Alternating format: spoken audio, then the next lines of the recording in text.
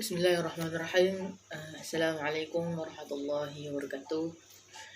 Ismi Ahmad Faiz Hakim dari Prodi Pendidikan Bahasa Arab. Insyaallah saya di sini akan mereview ulang tentang materi yang tadi sudah dipaparkan oleh dosen kami dengan mata kuliah Sejarah Peradaban Islam dengan tema Peradaban Islam pada masa Khalifah Ali bin Abi Thalib. Di sini saya akan menjelaskan tentang sedikit pengangkatan Ali bin Abi Thalib ya sebagai pemimpin Islam atau khalifah yang terakhir. Jadi peninggalan Rasulullah SAW, Ali bin Abi Thalib itu merupakan penerus kepemimpinan Islam. Beliau juga menjadi Khalifah Ar-Rasyidin yang keempat itu ya, atau yang terakhir. Sayyidina Ali juga melanjutkan kepemimpinan Khalifah Ar-Rasyidin dari Abu Bakar Siddiq, Umar bin Khattab, terus Utsman bin Affan, dan yang terakhir adalah Ali bin Abi Thalib karramallahu wajhah. Sebagai Khalifah Rasyidin, Sayyidina Ali bertugas memimpin Islam. Selama menjabat, dia memiliki tanggung jawab memperluas syiar agama Islam serta mensejahterakan kaumnya.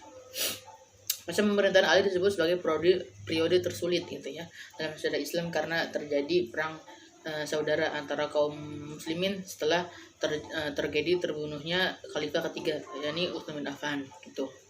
Dari sinilah Ali diangkat menjadi seorang pemimpin Islam untuk melanjutkan pemimpinan Utsman bin Affan. Namun di kepemimpinannya Ali menghadapi banyak sekali permasalahan karena banyaknya pemberontakan yang terjadi. Oleh karena itu kebijakan pertama yang diambil Khalifah Ali bin Abi Thalib itu adalah melenyapkan gitu ya bibit-bibit reaksi masyarakat, yaitu dengan memberhentikan pejabat-pejabat yang melakukan korupsi gitu ya. Dulu juga ada kegiatan korupsi di Arab. Pada masa pemerintahan Ali bin Abi Thalib, beliau fokus untuk menyelesaikan segala kekecauan pada pemerintahannya sebelumnya. Berbagai upaya dilakukan untuk mengatasi permasalahan tersebut. Seperti yang pertama ada pengaturan keuangan negara atau Baitul Mal ya disebutnya. Masa pemerintahan Khalifah Ali bin Abi Thalib, ia membenahi sistem administrasi Baitul Mal baik di tingkat pusat maupun daerah hingga semuanya berjalan dengan baik gitu.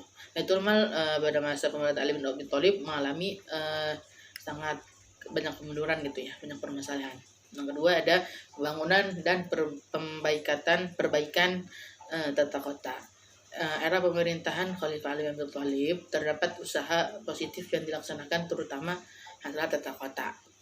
Keputusan menjadikan Madinah sebagai pusat pemerintahan dan politik hanya akan menyebabkan kota Madinah kehilangan sifat-sifat yang telah dibangun oleh Rasulullah SAW sejak awal. Masih banyak lagi tentang masalah kebanyakan tanah, langsung meniadakan pengembangan negara untuk angkatan laut dan melawan korupsi dan menindak tegas melawan korupsi dan tindakan penindasan serta mengontrol pasar dalam tindakan penimbunan barang dan pasar gelap gitu. Terus ada Khalifah Ali bin Abi Thalib sangat memerangi pejabat-pejabat itu ya yang negara yang melakukan tindakan korupsi itu di misalnya meskipun kebijakan itu sering menimbulkan pergesekan politik ya. Beliau juga merapikan dan menyusun rahasia negara, dokumen-dokumen khalifah untuk diamankan dan diselamatkan. Sini juga saya sedikit menceritakan tentang berakhirnya gitu ya kepemimpinan Ali bin Abi Thalib. Di akhir kepemimpinan Ali bin Abi Thalib ini terjadi perpecahan gitu ya, menjadi 3 kelompok gitu. Itu Muawiyah Syiah mengikut Abdullah bin Saba al-Yahudi yang menyusup barisan tentara Ali bin Abi Thalib al-Khawarij. Orang-orang yang keluar dari barisan Ali bin Abi Thalib, hal inilah yang memicu terjadinya perang Jamal ya dan perang Siffin gitu. Pada perang Jamal ini dimenangkan oleh pasukan Khalifah Ali bin Abi Thalib. Namun ketika perang Siffin ini Ali mengalami kekalahan gitu ya dan meninggal pada perang tersebut. Jadi beliau itu menang pada perang Siffin pada perang Jamal ya.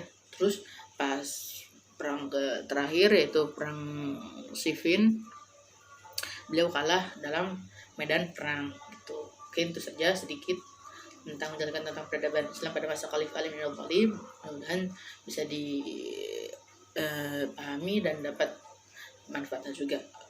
Cukup sekian. Assalamualaikum warahmatullahi wabarakatuh.